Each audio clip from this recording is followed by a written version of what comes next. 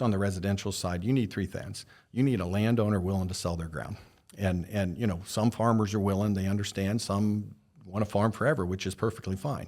You need utilities. So there's major costs in infrastructure, roadways, utilities, and those sort of things. Those are the two determining factors for the most part. Then the other is you have to have a municipality, a township, a city, a village that is willing to want housing, to want development in that area. If you have those three things, then you're well on your way to being successful.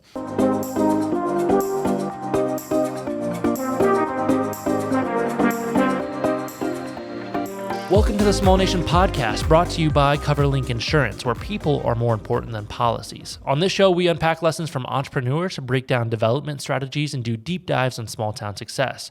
Our goal is to provide value to our listeners by hosting conversations that teach, inform, and inspire. Hey everyone, my name is Ethan DeLeon, and I'm here in the studio with the founder and CEO of Small Nation, Jason Duff. Today, we are excited to be hosting real estate developer Bart Barok on the show. Bart, welcome.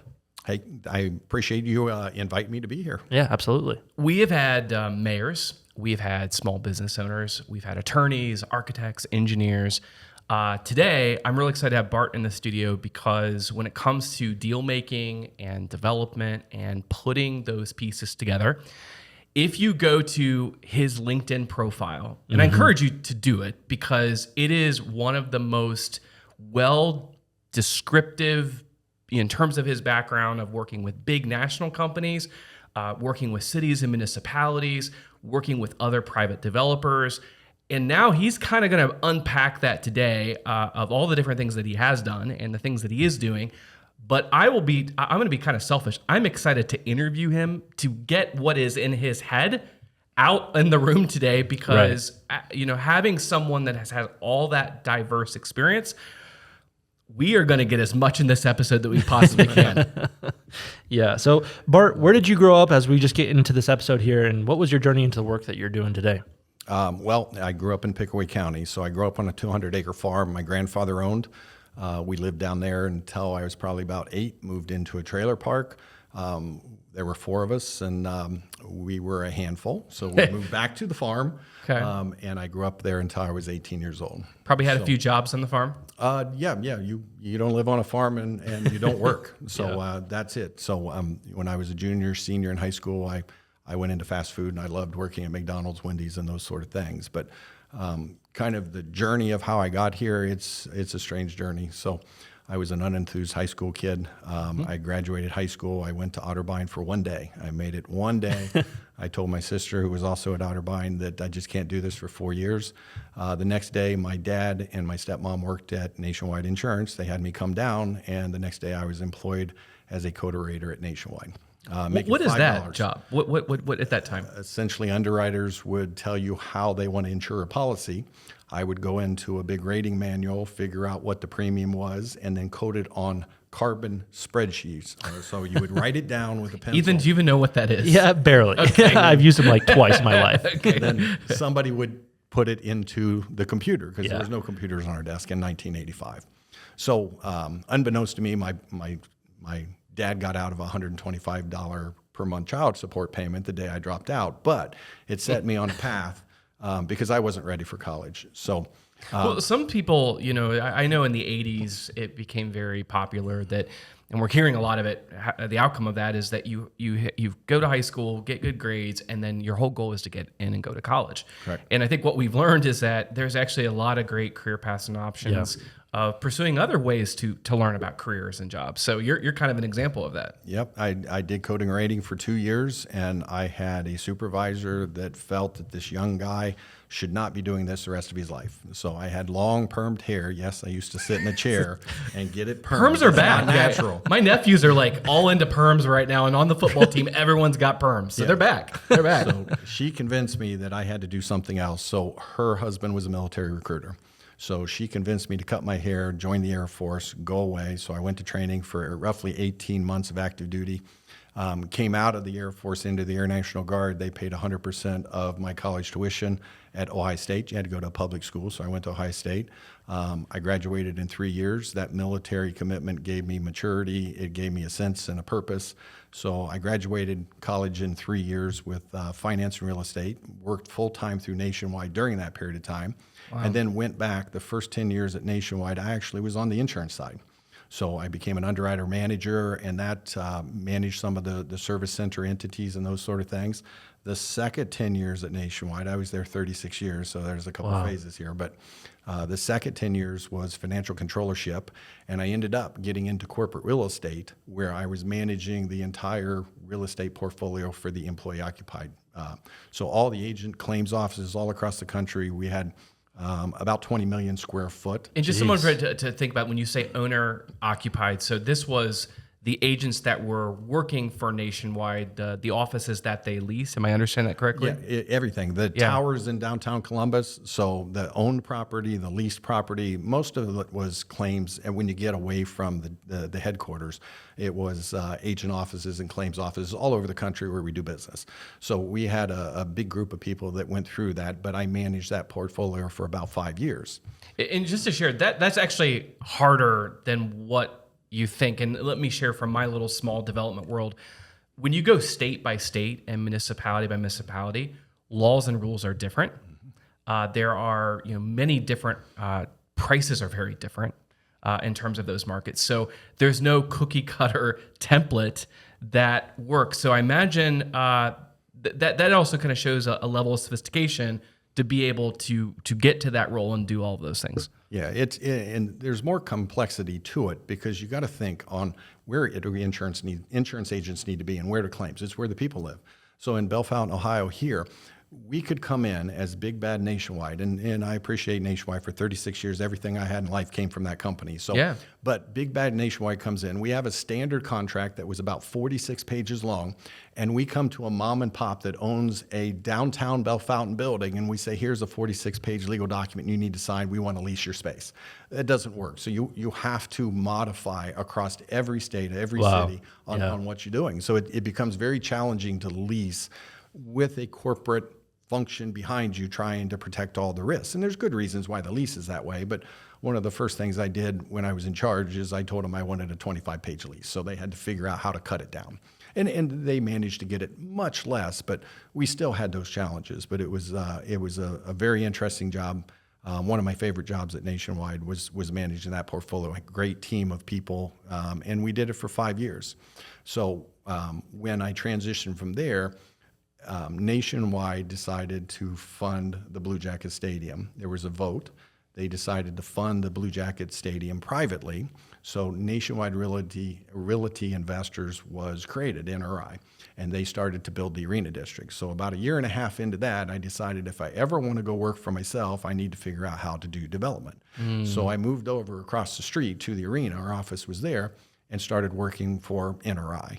And from that standpoint, I started with office development. Then I managed our industrial portfolio, went into the multifamily.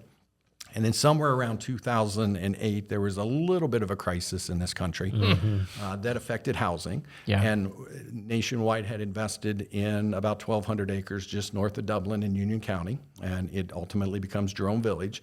That went into default by the original developer, and Nationwide took it out of default, cured the mortgage, and brought it to me and said, here, there's 1,200 acres in Union County. Go get our money back. So that's what the creation of Jerome Village was. So for the next 15 years, one of my bigger projects was trying to figure out how to do residential development in Union County. And the good thing is the Dublin School is there. It's a great piece of ground. If you haven't been to that development, I think it's probably one of the best master plan developments in Central Ohio in the last 35 years. And it's now closer to 2,000 acres. And when it's all done, it'll have 150 acres of retail development. Kroger's is down there now. And it'll have 3,000 houses that are done very, very well in a master plan fashion. So 2007, 2008, when you were faced with that challenge that the Nationwide bought that property, or the Nationwide Real Estate Partners, right? Nationwide Real Estate Investors. Investors yeah. bought that property, NRI. And then the crisis hit. everything kind of stopped, right? Like, the getting capital to fund your projects, finding contractors. How did you feel at that point in time? Like, did you kind of see into the crystal ball and say, this is going to turn around? Or was there a lot more stress and anxiety about what to do with that project and property? In 2008, there was stress and anxiety across the whole world, Yeah. and especially from the residential and just real estate development. But there was one good thing. Nationwide is a Fortune 100 company. They have more money than God, is what I like to say. Mm-hmm. So the capital was never an issue, and that's always been one of the best things about Nationwide Realty investors is that you can get the money across the street with just a couple signatures. So I wasn't worried about the capital, but I was worried about the market. But when I got into it, I realized the first piece of development, we had a piece of ground, the entitlements being the zoning needed to be finished, so we finished those. But then we needed to engineer it, get it planned and everything else. So when you start the engineering phase, that is easily a year and a half's worth of work before you can even build it. In that case, we had to bring utilities about 4.5 miles. The regional pump station to get it back to the Marysville treatment plant was $20 million investment. So we had to do all that before we could build the first lot. So we knew there was 2.5 years worth of work before we could really start selling and recover the money that we had in the ground. So by the time our first builder showed up, it was 2011. Schottenstein's Real Estate, or Schottenstein's Homes was our first builder there. And we delivered them ground in 2011. So development's a long process, and that's what people don't realize. We've had other home developers on the show, and one thing that surprised me to learn is they were walking us through the economic metrics and the kind of the capital stack of the deal. And a big portion of that is the affordability of buying the lot. Mm-hmm. And especially if you want to keep a house with the way that inflation's gone up and construction costs have gone up. And there's a lot of communities right now really trying to attract developers like you to come plat out new developments. Just in you sharing about the utilities and the years that it takes for planning, can you kind of give some advice for those that might be listening, what they should be working on to do to get their community ready to attract a developer like you? Yeah, I think real estate is very, very simple. It's difficult to implement, but it's very simple. If you want, at least on the residential side, you need 3 things. You need a landowner willing to sell their ground. And some farmers are willing, they understand, some want to farm forever, which is perfectly fine. You need utilities. So there's major costs in infrastructure, roadways, utilities, and those sort of things. Those are the 2 determining factors for the most part. Then the other is you have to have a municipality, a township, a city, a village that is willing to want housing, to want development in that area. If you have those 3 things, then you're well on your way to being successful. But there are hurdles with all 3 of those things. Residents, I've been in communities, Jerome Village was a perfect example. We had the support of the residents for the first 5, 6, 7, 8 years. And when you do master plans of 2,000 acres, you are looking 5, 10, 15 years. I was there for 15, 16 years on that project. I've been gone for 3 years, and it's still moving forward. So, a lot of residents can't see, and a lot of residents, I say, can't see the future because they're not even there. Because some of the residents came 10 years after we started, and they may have a different opinion on what they think growth is doing and how it plays out, how it affects schools and those things, even though they just moved into the community. And we call them NIMBYs in the industry, and I'm sure you've heard that term. Well, we've talked about it. It's been the show a few times, not in my backyard, but that's right. That is correct. So you have to understand the changes in the market and the changes with that. And with that, in Marysville, we've got a project that I'll talk about here in a little bit. We started that project in 2021, in late 2021, and Monday night we just got the first major piece of the residential approved. Now, that wasn't without strain because, the first year and a half we were working with one city council, and then automatically 3 of them disappear and we have 3 new people. Right. And you have to start a little bit of that process back over, but you're then incorporating more and more. But if you get those things and developers do it the right way, it's a collaborative effort between the engineer's office, the utilities, the residents, because you have to listen to their voice. And that's one of the things that I think we did well at Jerome Village that I continue to do today. And we start, because we'll talk about my organization and my company here in a little bit, but I don't have a lot of time. So I can't afford to go into neighborhoods where it's going to be a fight with lawyers. I have lawyers, and they work for us all the time, but you won't see me take them to zoning meetings. You won't see me take them to city council meetings because it sets the wrong tone and stuff. And I've done this long enough that I understand some of the procedural stuff that they would object to, but you've got to be a more collaborative thing. And I love lawyers, don't get me wrong. Well, you need them at some point. No, but absolutely. I appreciate your approach because I've attended a lot of hearings in communities, whether it is planning commission or maybe it's something going in front of the zoning board or board of zoning appeals. There is definitely a different experience when you've got someone in a suit up there that's presenting versus a property owner, a business owner, or the developer themselves. Yeah. And our previous episode, we spent a lot of time talking about going in front of, your municipalities or your zoning boards, things like that, and understanding that a little bit more. But I'm kind of more interested while we have you there, and we just talked about those other things, to talk about like what the process is with utilities. We don't have to spend a long time on it, but like how does that process work? And then like finding landowners that, or the right kind of landowners, to get that process started, those other two pillars you talked about. Yeah, well, the zoning process, you always start with the comp plan because I don't go in and tell them. A lot of developers will come in and they only have one product. If it's a home builder, if it's a multifamily, they come in, they'll look at a piece of ground, they'll grab it, and then they'll go try to force fit their thing. As a master planner, I get larger pieces of ground. I say, okay, what does the city want? What do the residents want? I talk to sometimes the neighbors and those sort of things, and some of it is, but I have 20 plus builders and I will go find those products. And as I go through the entitlement and put the land in contract, I can do things that if I'm a single home builder that only has one product that they won't do. So they'll try to force fit. I don't have to do that because I'll go search out a particular builder that I need in a certain thing. So from a utility standpoint, there's really not anything you can do if that city is not already doing it. And there are cities that are very proactive in investing in infrastructure. And we'll talk about that because Union County, Bellefontaine, this whole area all the way down the I-33 corridor, they have been investing in infrastructure for a long time. And it's not just water and sewer. I'm sure I know your background a little bit with Honda, et cetera. Honda, Dublin, Logan County, Union County, Marysville, all the way down to 33 corridor. 25 years ago, they started investing in bringing technology here. And they put their money where their mouth is because they put all the fiber in the ground. 25 years ago, I'm not even sure. I think I was still using Cube to watch TV. But, I date myself. You may not know what Cube is. I remember Cube. Okay. Yeah. But I mean, they're putting fiber in the ground. They've upgraded it. And that technology is its infrastructure, which will bring jobs and ultimately bring housing. But there are areas, and I'll use, my forte is Union County. I've probably built more homes and developments in Union County than anybody else in the last 30 years, even though I'm fairly young. But in 2006, they put $106 million in a new water treatment plant. Or I'm sorry, a sewer treatment plant on 33. You can see it. It's gorgeous. But they didn't have anybody you appreciate someone complimenting how I gorgeous. I was going to say, gorgeous? I'm not sure I would ever. However, when it first went in, it was landscaped. There was a fence put around it.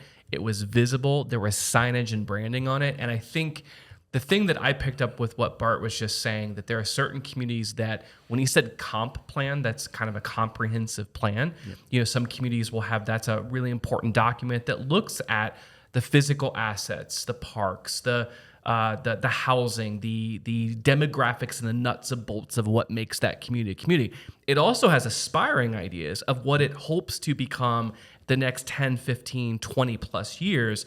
And then, in addition to the comprehensive plan, some communities even go deeper to develop a strategic plan, or they can even go into neighborhoods or communities to look at a downtown development plan. And so it is if you survey the state, it's very clear the communities that are making those investments, working with engineers, consultants, designers to invest in that planning. And truthfully, the ones that are probably putting the most money and time into those initiatives are winning in very big ways, because what Bart was saying, as a developer, that gives kind of a roadmap for someone to come in with investment capital, business ideas, things to say, I see the gaps because this research and this work has been done. And then let me use my gifts and abilities of finding, and what I think you're learning the secrets of what Bart does to be successful. He does a lot more listening than he does talking. And I will tell you, I'm going to say in the development world, I meet a lot of developers. Very few of them are good listeners. Most of them come in the room, and I'm going to be honest, they're wearing, they have a fancy watch, they're driving in their fancy car, and they come out and they basically want, they want the red carpet rolled out, and they're going to tell everyone what they're going to do. That's not his style, and that's why he's successful. Yeah. And it takes a lot of political courage to make investments. When you put $106 million in the ground for a sewer treatment plant, 15 years before it's absolutely needed, $52 million in a water treatment plant. I mean, you got roads and you got other issues in the community, but it takes political courage from those, the engineer's office and the city council, township trustees, to see that far ahead, because they may not even be elected after the next term, but they're making investments in their communities. And you know, I know you hang around Eric Phillips and Ben Volrath, and they quote a lot. I mean, there's only 12 counties in the state of Ohio that are actually growing. The rest are either flat or they're declining. Wow. Try to go manage or develop in a county that is declining. Try to run a school district where you're losing population because they're coming into Central Ohio. So there's a lot of people that don't like the growth in Central Ohio. Union County is one of the fastest growing, but it's only grown by about 2 to 2.5% per year, which is a manageable growth. But if you don't like change at all, any change is something that you object to. So this past week, I was in Knox County, and there was a presentation that was organized by Jamie Green and Planning Next. And I had a chance to serve on a panel. Kenny McDonald was also on that panel. And one thing that Kenny shared from One Columbus is that that he attended a meeting with Farm Bureau here in Ohio. And within the last few years, he had a statistic, and I may misquote it a little bit, but I'm going to kind of share what I remember, is about 500,000 of acres here in the state of Ohio has been consumed from moving from farm ground to other types of zoning land uses.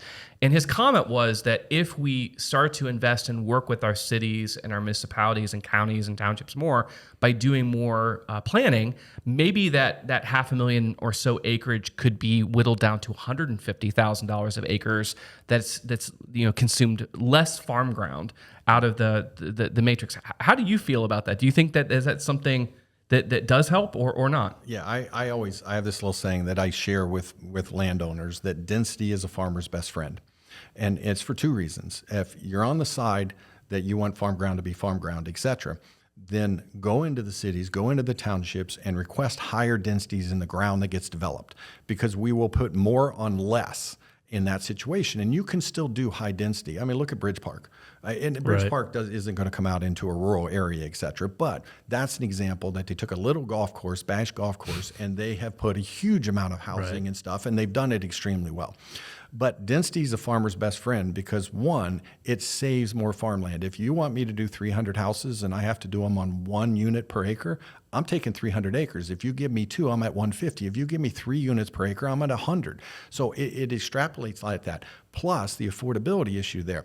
If I have to spread utilities over 300 acres, think of the costs of the roads, the sewers, the curbs, the water lines, the sewer, just the ground, because now each house has to buy more acreage, or a portion of acreage, than the higher density uses. And my mother always says, I never want to live that close to somebody else. Well, Mom, you don't have to.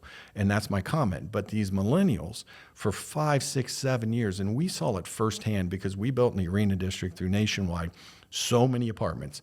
For 3, 4, 5, 6, 7 years, the millennials were coming out of OSU and they were moving into the apartments. And you had people leasing for 3, 4, 5, 6 years, which was unheard of. And I'm trying to develop Jerome Village, get millennials to start coming out and buying single-family houses, and they're not doing it. They're getting in their 30s. They haven't had kids. Right. They put that Everything is delayed. No, correct. So when they came out, they're coming out with $150,000 to $180,000 in gross income because they're 7 years into their work life. They're now having kids. They want to come to the suburbs because the downtown, Columbus schools still need a lot of help and those sort of things. But it's not your normal condition. But when they come out, 10 feet, millennials, and I don't mean to talk bad about millennials. I created 2 of these things, so you can blame me. So I created one Gen Z, so you'll blame me for that too. Yeah.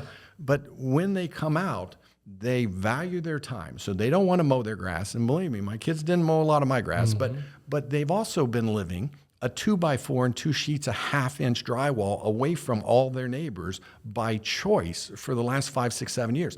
10 feet between the houses is an eternity for these folks. So there's a huge difference between how they see things and how my mother, who grew up on a farm, sees things that's now on a 10-acre lot and still thinks it's too small. Yeah. But try buying a 10-acre lot anywhere close to a good school district.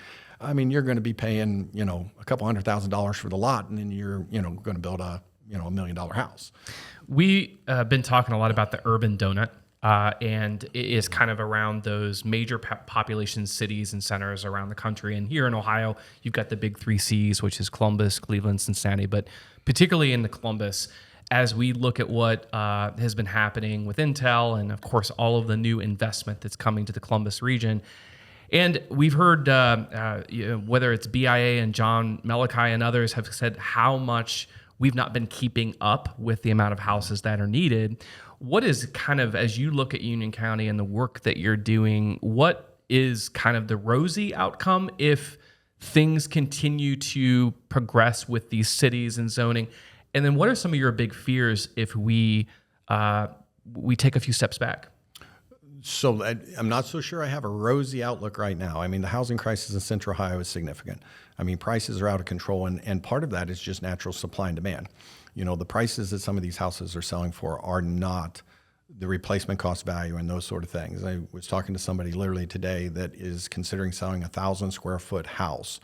And, she thinks she can get $260 a square foot for this. I'm looking at houses in Columbus right now, and easily. Yeah, so Ethan lives in Delaware. Yeah. And I've been, just so you know, I've been graduated college 3-4 years now, been married for 3 of those years, been renting all 3 years, and we have yet to talk to a lender or anything, know where we're at realistically. But I'm I'm in between your Gen Z and millennial crowd here that it's rough really out hard there. Well, it's one of those things. With the BIA, I was a BIA trustee for 9 years. I was on the Ohio Home Builders for a year. So when John Melikai can't do the presentations, I go fill in, and I do a number of those. So, I mean, if you look, there are signs out there that aren't rosy. And even if we would start to make major changes right now, it's not going to get rosier in Central Ohio because there's so much growth. There's 1 million people. I also spend a lot of time with Kenny McDonald and all his presentations. Yeah. There's 1 million people between now and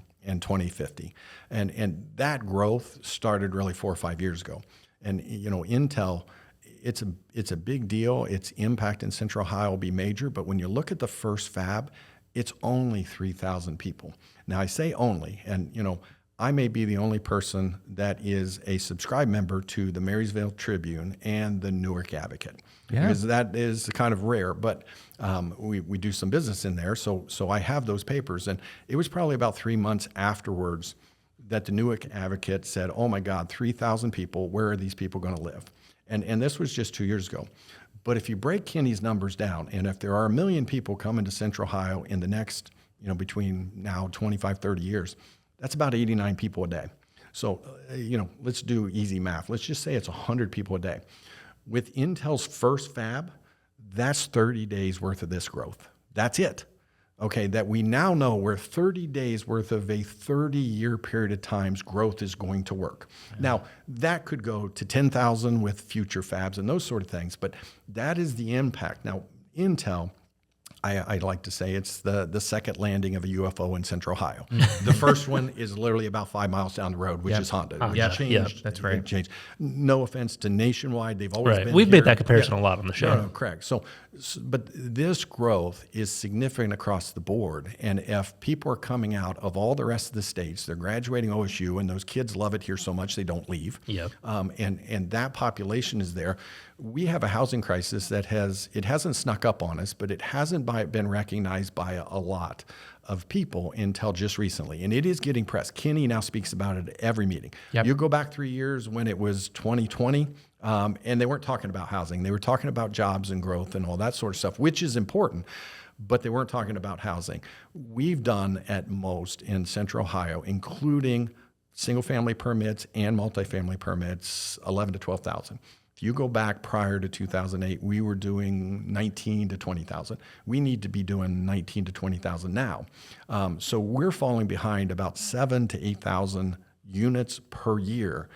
And there's some estimates that we're already 25,000 behind. So the problem is, one of John Melakai's most significant stats is the number of inventory, not built, but zoned ready lots in Central Ohio. This has traditionally been somewhere around 40 to 48 months of inventory that builders have built up in their portfolio. They haven't built the lots, but it's zoned and it's ground that utilities are near that you can just go implement. That number now is under 6 months. So any lot we sell today is not capable of being replaced. If I touch a piece of ground, so if those three factors, if I find a landowner willing to sell that has utilities within close proximity and a city that is willing to provide me density, if I touch that piece of ground, it is 18 months before I can actually start building the lots, which probably takes 6 more months, and then it's going to take a builder 6 to 9 months to build a house. So you're really looking at almost a 2.5 to 3 year process to put more inventory on the ground. Now, one of the things that I do is master plan communities. Some people say it's swinging for the fences. Some people say it's a much more organized way to develop. Some of the problems in Central Ohio is we have gotten, being the housing industry, and we're not the only ones, we'd love to build twice as much, and we like to say that it's utility capacity and it's legislative environments and it's zoning because it's in townships and cities. But we also have this bad habit coming out of 2008, when a lot of people had land positions that they had to, default on, give back, walk away from anything that they could do. We do piecemeal development. So a developer likes to go find 50 to 100 acres. If they get 2 units an acre, 3 units an acre, they can do, 150, 300 houses. That's 3 years, maybe 4 years worth of development after the 18 months to develop the lots.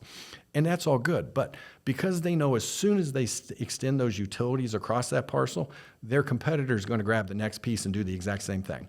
So they protect those utilities, and they'll only extend it into certain phases, knowing that when utilities get there, somebody else is coming down the road.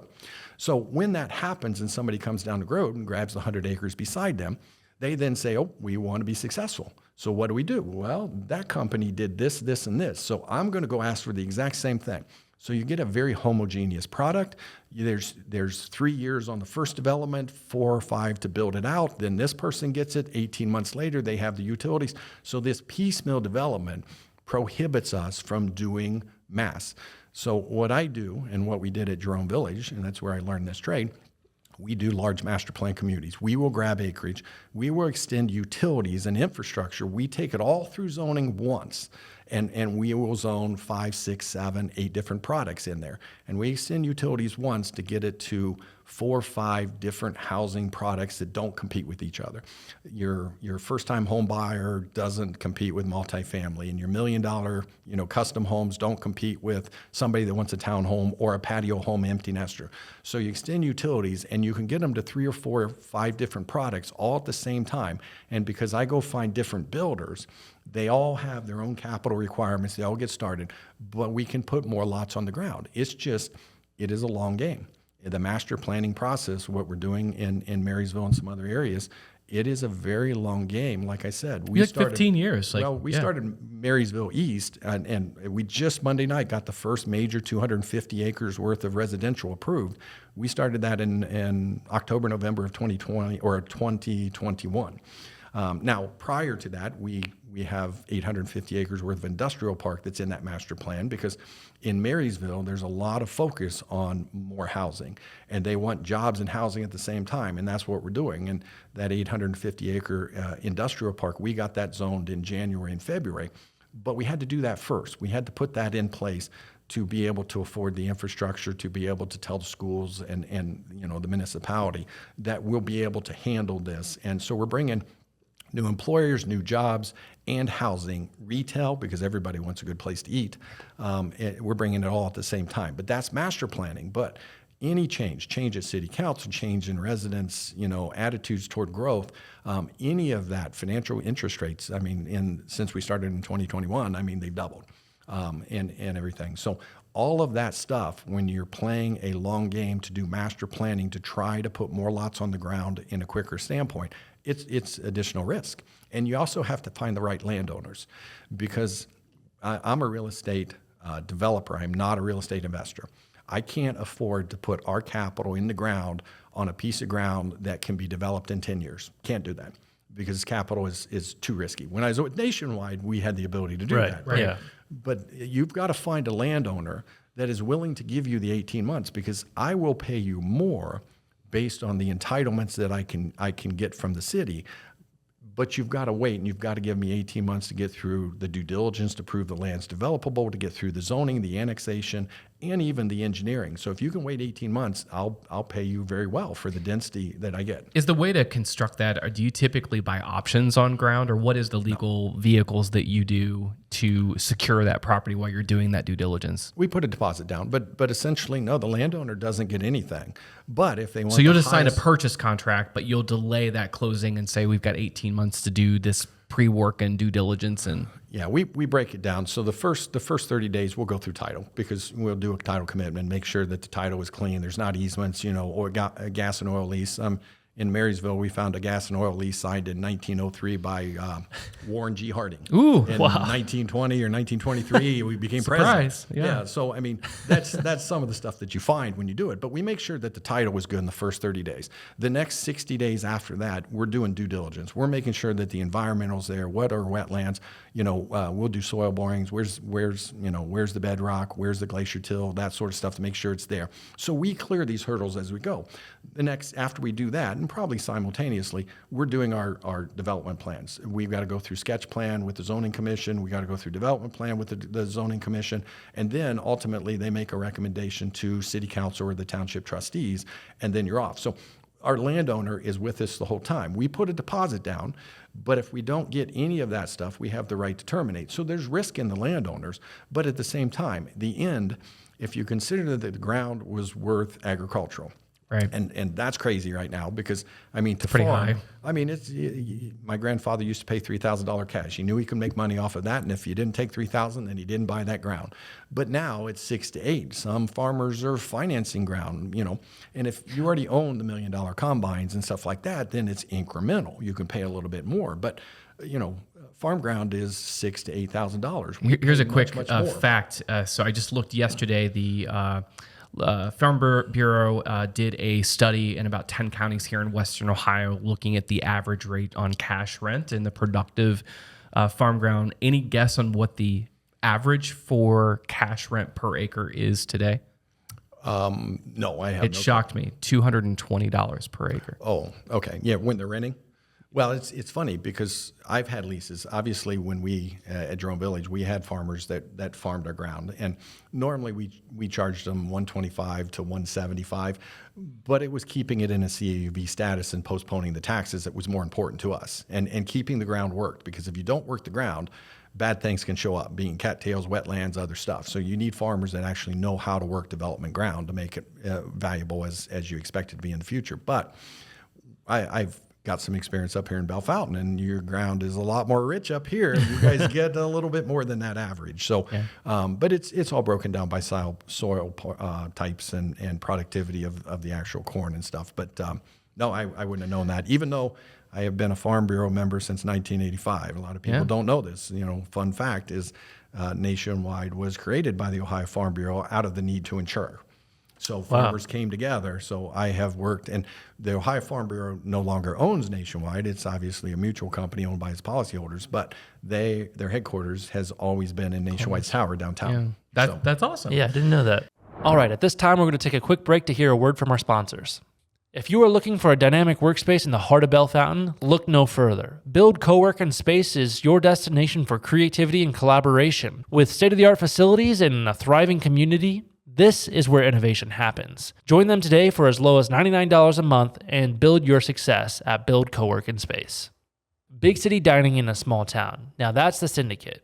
Join them for fresh steaks, pasta, or seafood for dinner, or stop in for Sunday brunch to experience one of their signature dishes such as chicken and waffles, and maybe even pair it with a mimosa flight. Located at 213 South Main Street in downtown Bell Fountain. Yeah. I happen to live in Union County, and I am in Jerome Township, so I've watched this. I've only been there for the last 10 years, but last 10 years seen lots of positive development and growth.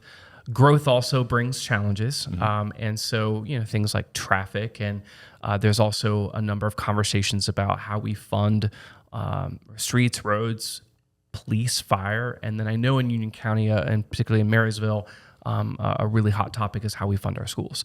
When you see this growth, how do we grow smart and balance the criticisms of development? Yeah. Well, there's a couple pieces there. I mean, there are good financial tools out there for the development. TIFs right now are a hot issue in Union County and Marysville because, schools are faced with growing populations. It's not just growing. If your school hasn't grown, inflation has still caused a massive cost increase in fuel and buses, everything other than salary, because salary is not keeping pace with inflation. But those pressures are real. So I understand the residents and the municipalities that have those pressures. But, tax incremental financing is an option. There's usually not a lot of that available and used in residential. It's more of businesses. You can abate the ground and those sort of things. But there is a tool. And when I look at what residents say, first, they don't want to fund through their existing taxes future developments, which I understand that because, it's not going to benefit them immediately. They also want the infrastructure to come first. Now, that one's tough, but there are ways that you can kind of work with that to make the infrastructure come at the same time, some of the roadway improvements and those sort of things. And then the third one is that, they want support for their taxes and services and all that. So there is a tool that we use. The New Albany company used it to develop the residential over in New Albany and then their business park, and we used it in Jerome Village. It's called a new community authority. So what it does is it creates a millage. It is a tax, but it is actually a charge. And it overlays it over the landowners, and the developer agree to put this government tax over top of all the ground. And the developer then funds the infrastructure, but will be repaid by the businesses and the landowner or the residents that buy the houses. So the people that benefited in the future are actually going to be the ones that pay the infrastructure back to the developer. You can issue bonds off of that, et cetera. Now, it used to be that you had to have a project 1,000 acres or more to do that, and Jerome Village fit that, and we've used that from day one. Nationwide's probably fund over more than $126 million in infrastructure with it. The township, the county gave nothing. And not that they could. At the time we were developing, they didn't have it. So, right. And on the east side of Marysville, we are putting a community authority over the entire east side of Marysville on the development. And we can do that because there's 5 major landowners on Marysville East that control about 1,500 of the 1,900 acres that's available.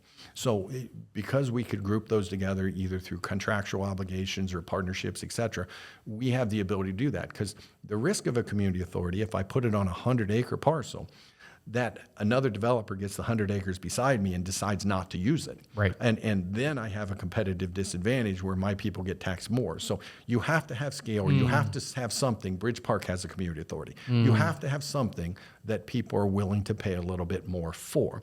But when you do that, that millage comes back and repays. And that's what the existing residents want. And I do think that entity in Marysville is why our project just got approved, that the residents are okay because they understand that they're not going to pay for this infrastructure, that the people and the jobs and the employers and the restaurants that come to the development will ultimately pay that.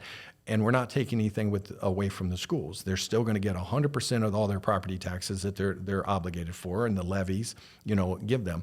But the community authority is also a tool to help fund some of those services. It's not meant to replace a levy. I always say I work closely with the schools, but I always tell the schools, I'm not going to replace a levy. You still got to go to the voters to get them to agree as to what you're spending and how much money.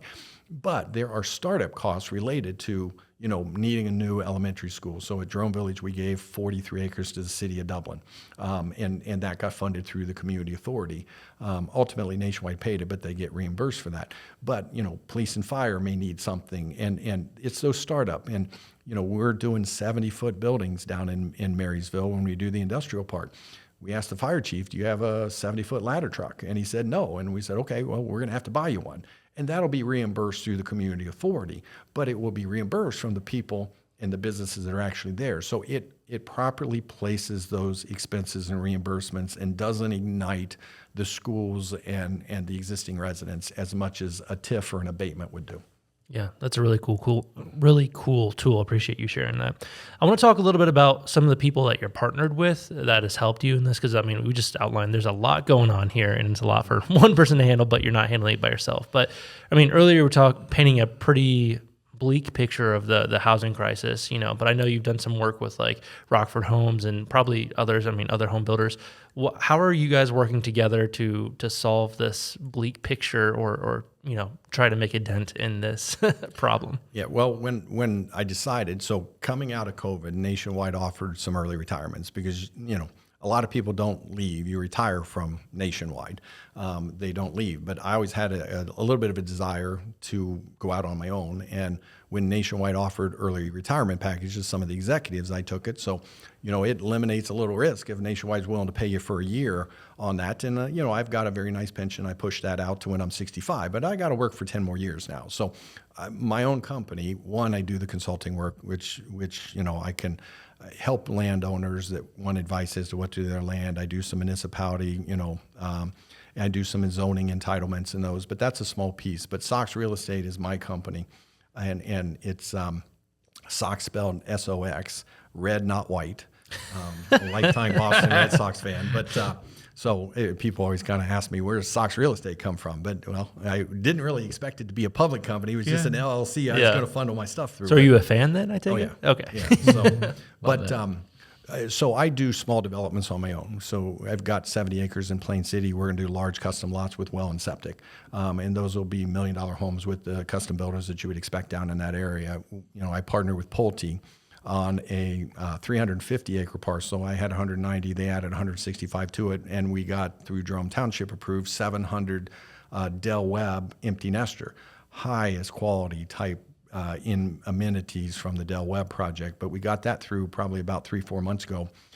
So that was part of my personal development there. And then I've got 3 projects up here in Bellefontaine. A couple years ago, I was in a meeting, and I can't remember which meeting it was, but Ben Volrath mentioned that, we'd love to have housing, but nobody will come here. And, so I told him I'll come up and take a look, with not really an intention of being the developer. But I ran into the godfather of excavating, Yes. Jeremy Levan. Previous awesome. podcast. We've Yes. had him on the show too. And he was building lots, and he was trying to solve it. He's got a lot of legacy history here, just like you and your family do.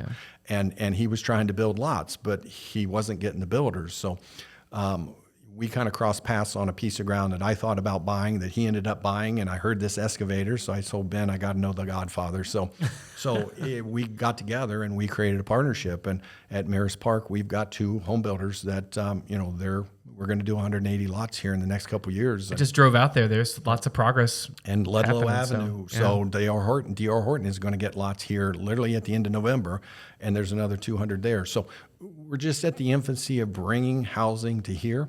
But you asked me a little bit earlier about contrasting different land values and stuff like that. The best example is probably playing out right now. So for a 50-foot lot here in Bellefontaine, I'm able to deliver it to the home builders somewhere in the low 60,000 range.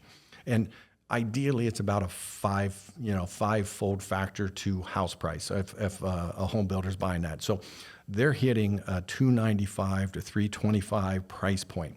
In Marysville, that exact same 50-foot lot cost me $95,000 to develop and to sell to the builder. And it's no surprise that their average price down there is closer to $460,000 to $500,000. If you go into Dublin, you go down to some of the other townships, Powell, Ohio, I mean, they have to buy lots at $125,000, $130,000, and so that's. The cost to build the lots isn't any more expensive in any of these municipalities for the most part, but the land prices are different, and the legislative environment and fee structures. Wow. The tap fees, and I love Marysville, Ohio, Marysville Utilities, but the tap fees there are $14,000. Here they're $2,200. So that is a huge factor when you start looking at some of these communities, and so. Did I hear there's also an incentive for new home builders right now? I think it's either in the city or the county that their taxes are abated for 9 years, 11. It was some 12 Years. Yeah. Now, be careful there. So, yeah, That's amazing, though. 2.5 years ago, when I first met Ben, he shared that there was a CRA up here that if you build more than 6 units in a year, that it is 100% abatement for 12 years. And I told him that is unheard of. That is incredible. But at the same time, there is detractions with that. So we've got development started, and you can't pull the rug out from underneath, but we're working with them and the schools because there is consequences to abating ground when For that long. really for that long. Yeah. If you only do 5 or 6 houses, that's not what we're doing. Residential development, one of the biggest attributes is that school district. So we try to protect the school districts as much as possible. Yeah. We try to get them as money. We know we're sending kids to the school district, and most school districts want to educate those kids. So it's just a matter of math to figure out, because teachers want to teach kids, but they don't want to teach 30 at the same time. So we have to figure out that formula. And the state of Ohio's kind of in this too at the State House. They kind of, I'm going to skip on. So We could do a whole episode on can do that. a So whole- yeah. But from that standpoint, you will find residential developers support the school like no other people, because that is one of the reasons why people want to move to a community, in the community as a whole. So you've got to protect that. And abating the ground or the house value for 12 years, it is a significant investment. I will tell you, I give all the kudos to the city council and everybody that puts that in place. They wanted housing, and they put their money where their mouth is, and they created a program. And you're here. You and the developers We are here. Right. But it does need to be modified moving forward, because we can't do 400 houses. A school can't Support have them. somebody come in with a kindergarten that doesn't pay a tax for 12 years. And Wow, that yeah. will affect future levies. But we recognize that even though we're just at the infancy of the number of new houses, we recognize that, and we're working with city council and the schools right now to address that. Not pulling the rug out from the people that are already committed, Right. but you have the ability to, once you start getting progress, to adjust those things. And they should be adjusted. So it's challenging, but that's a very rare thing, and that tells you how much Bell Fountain wants. There's a lot of people that want to live in Bell Fountain, but they work at Honda, they work at East and West Liberty, but they have to go to Marysville, and Marysville's crisis on a housing standpoint is rough. So they may have to go further. They may end up in Richwood, but if you can't buy existing housing, where do you go and how do you get your employees? And sooner or later in Central Ohio, if we can't address this housing, it's going to start impacting the employers and the jobs. Luckily, right now it's not, but that's why it's so critical that everybody comes together and figures out how to solve it. Yeah, to solve it. You kind of were heading to wrap up the episode, but a lot of the work that Small Nation does is focused on density, and we've talked about the importance of that.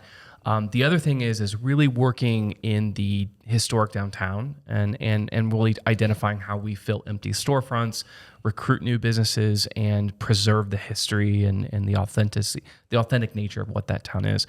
How important to you with new developments is having a strong town center and having a vibrant downtown? Yeah, it's important.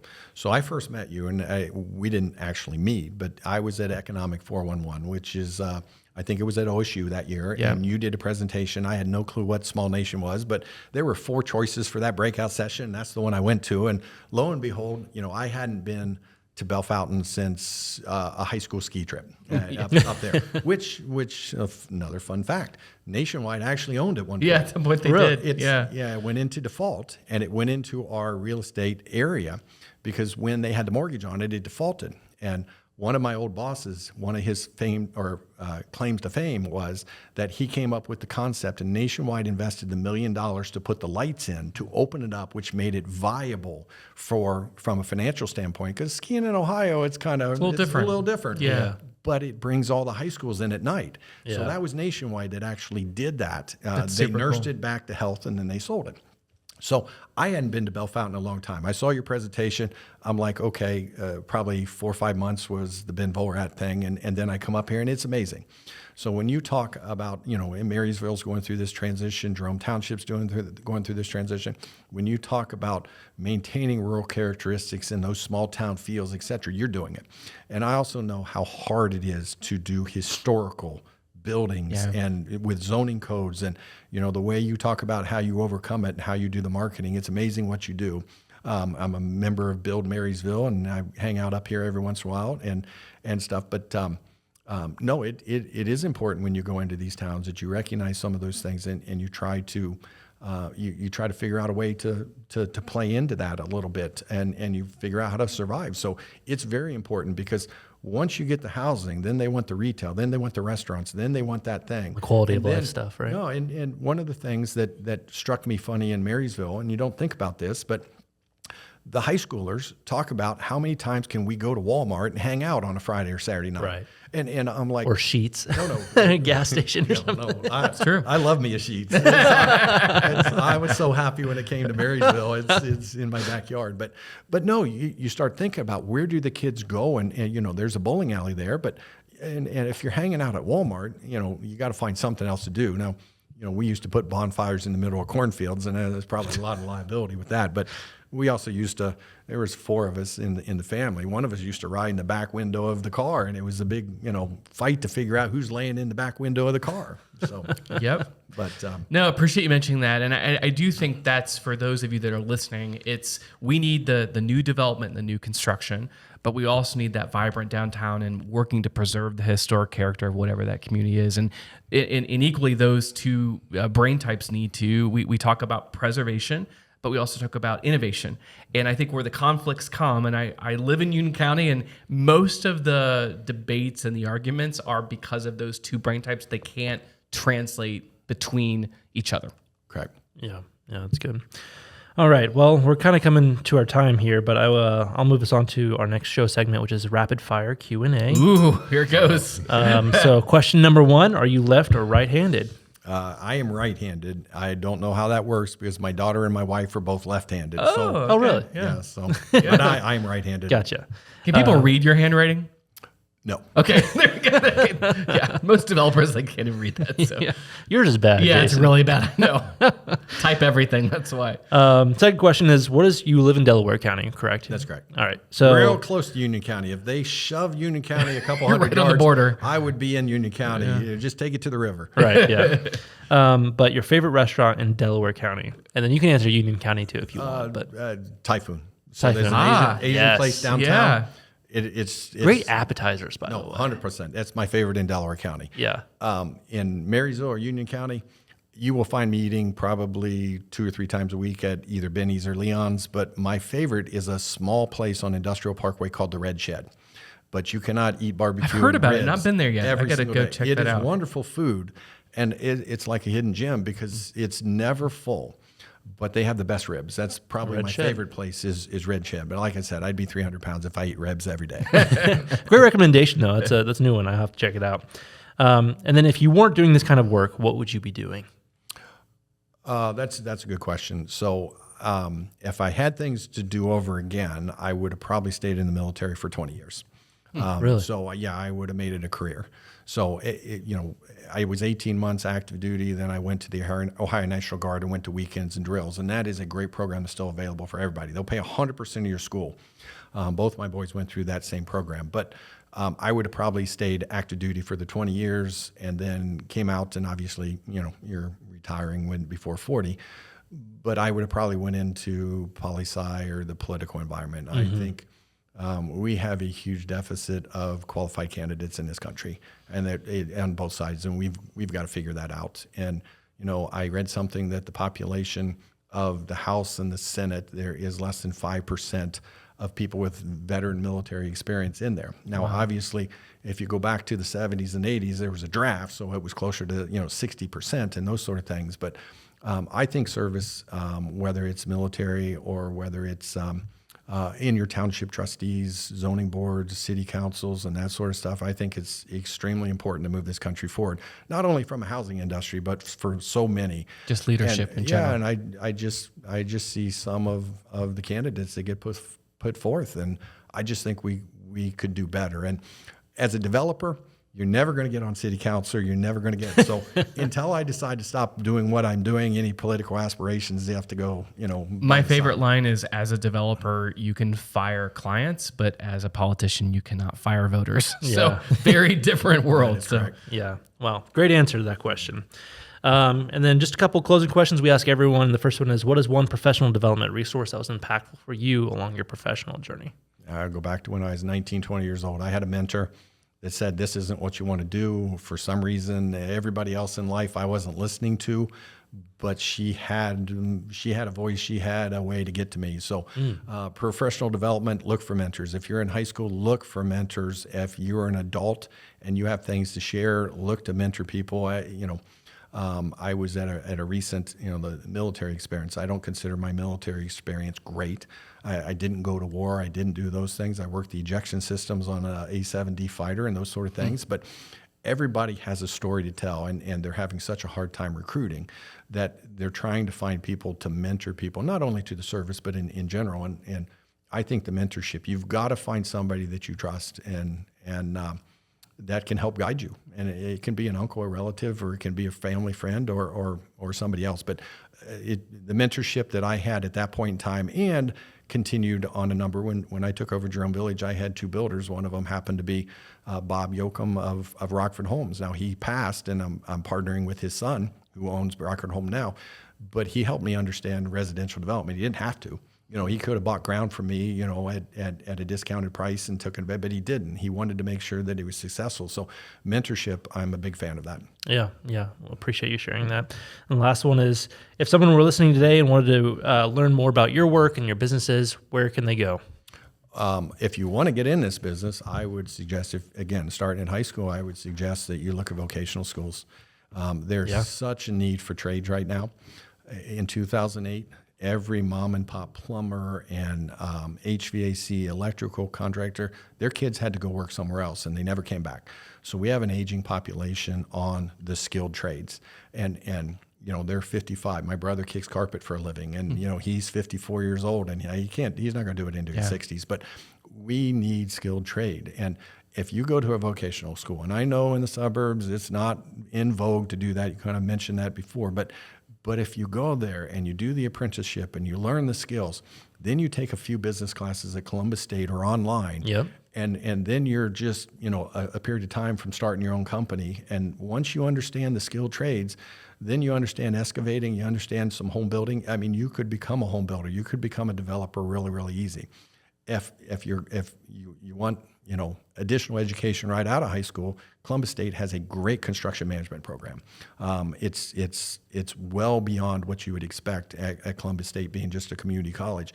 And then if you want to go to college, engineering, OSU's got a great engineering program. They've got a construction management program too that you can start at the 2-year degree and then you move up. But the other piece is you can go work for a home builder. You learn so much working for a home builder or a developer. I mean, there's a lot. Get a finance degree, you're skilled. I mean, I had a finance degree with a minor in real estate, but it took me probably 20 years to actually use the real estate side because I focused on the finance side. So there's all kinds of resources in Central Ohio. But, I'm a huge fan of the vocational school. And another fun fact, I can give you, this is the last fun fact I'll give you, is Todd Hoadley moved from Dublin to Tolles down there in Jonathan Alder School District, and they support that whole area down there.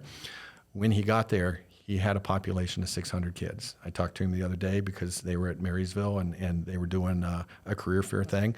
He's at 1,500.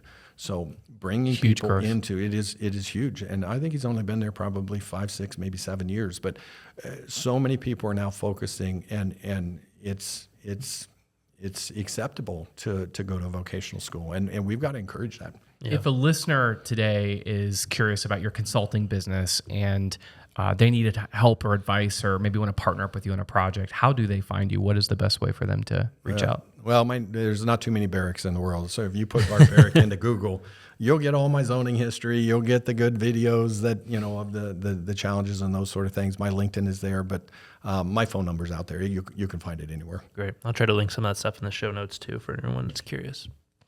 Listen, we've now on this is episode 92. 92.